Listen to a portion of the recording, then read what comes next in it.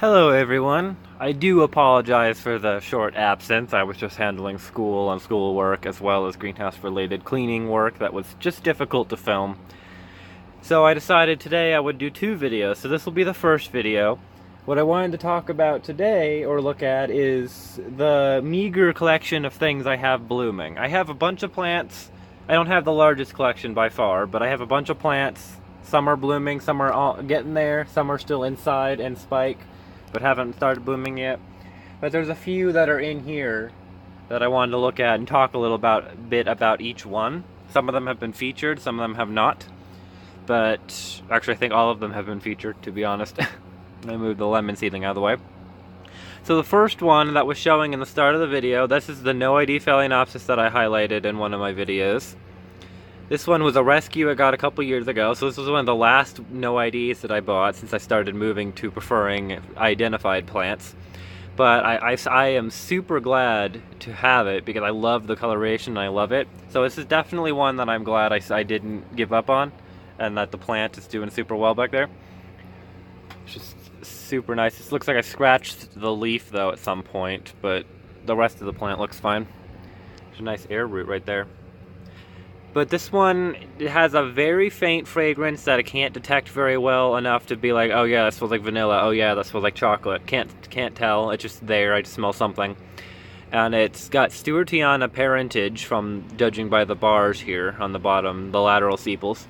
But it's just a delight. It produced, for such a large healthy plant, it only produced 3 flowers, but it's got an active growing tip. Oop, it's went out of focus again. Active growing tip, and the flowers are large and they last a while. So it'll definitely be a delight to have in the greenhouse. That's for sure. I absolutely adore this one. So the next one is my lovely Bulbophyllum Mean Kingdom Warriors.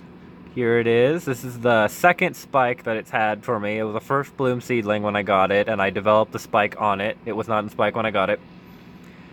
And this is the second bloom, and you can see how nice it is. The previous bloom was a lot darker red and more solid red. This one has a lot more spotting, more yellowy golden color, and the petals still maintain that little bit of redness, and so does the dorsal to a degree, the hooded dorsal. Got the lip. Oop, come on, stay in focus. The hinged lip that Bulbophyllum have. It smells kind of like ketchup. Oddly enough, the reason I think so is because it smells like strawberries, like the Lasiochyllum parent, and then kind of like feet, and for some reason that gives me the image of ketchup. I don't know why. Don't ask why. I really don't know. Go on focus again.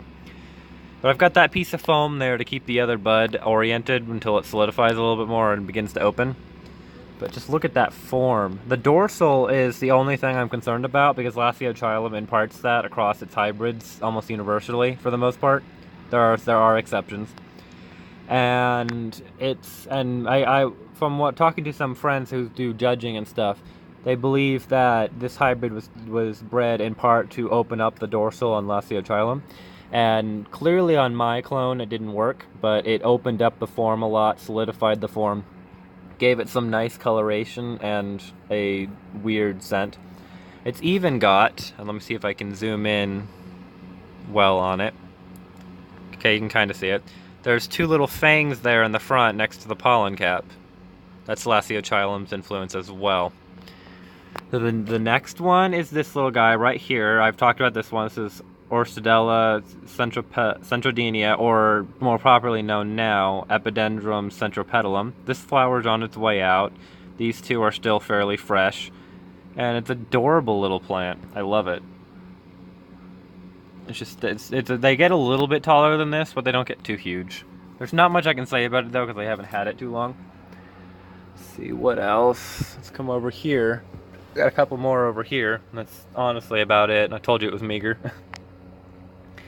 This is a Phalaenopsis. This is one of my older no ID Phalaenopsis. Had this one I think 4 years.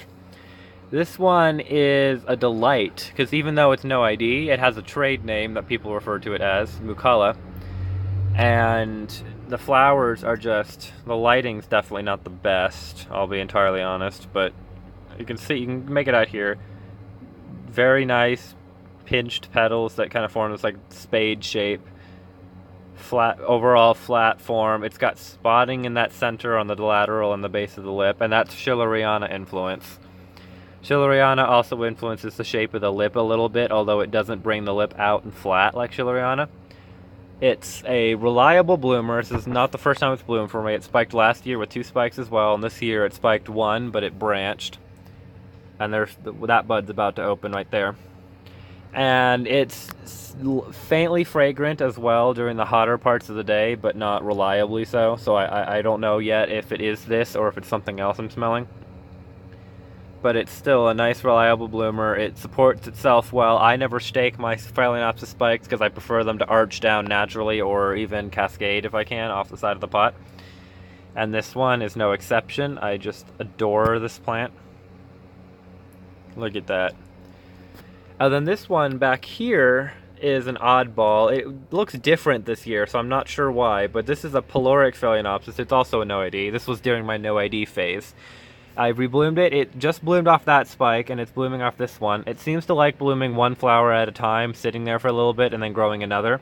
So if you look over there, you can see that, let me zoom in a little bit, you can see that little leaf sheath and whatnot, because the sheaths on this one are bizarre in that they have these little leaves on them. And so this one, it had a lot wider, the sepals on it, let me grab it again, were a lot wider last time it was in bloom. So I'm surprised that they got so skimpy this time. But the lips opened up even flatter than before, and I love that. So this one will be an interesting one to watch in the future. And then I don't have any in spike in here. The Phalaenopsis that are inside are the ones that are in spike right now. I have 2 more in spike indoors. Everything else in here is, for the most part, just kind of growing. I mean, my Bullfile, my Lacunum up there is growing. There is something on here, but I've shown this one before. This is Phalaenopsis, and the backlighting is going to kill it, kill the image. Phalaenopsis Sogo Manager that I made a cross with, and it's just over a month and a half or so in development on that, and so it's making progress. But not much else really going on right now, honestly, in here. Things are growing. I mean, my Bellina's in spike, but it's got 2 spikes, but they're not growing right now. So this is kind of the period of growth where things are getting started. The summer bloomers, the warmer bloomers will start to spike closer to spring, like late spring and summer. And then everything else is just kind of growing along. The Catasetums are growing, including the Carried Ray, which I'll look at because I like it. Look at that. Oop, let me get it to focus because I can't do it with one hand. It's doing well. Lots of nice roots growing in there. Some more roots on the way. This is the one that I got named after my mother's cousin. Thanks to Fred Clark's generosity, he allowed me to pick the name for the hybrid. The cross, just again, it's on the, no, it's not on that one. It's Cloisia Grace Dunn Live Oak crossed on Mormodia Worsketchii. I don't know. I'm terrible with those names. And it's definitely going to be a good one. You can see the flowers on here. This was a picture that was attached on the pot when I got it of the cross. That's what it looks like. So it's definitely going to be a fun one when it blooms. But let me just look at this one again because I love it so much. Look how perfect that form is. It's a shame that it's no ID because I would love to use this one in breeding. I love the little lip tendrils and everything, and I love how the flowers are oriented. They just kind of cluster over shingle over each other. I bet if I had a fuller spike, there would be even more of that. So yeah, thank you everyone for watching, and please do look out tonight for the next video. I honestly have not decided what I want to do it on yet, so it'll be a surprise when we get there. Probably will be on my Waking Up Catasetums, because I've got all of them are waking up now, and I wanted to talk a little bit about what I do for that process. So thank you everyone for watching, and I hope you enjoyed.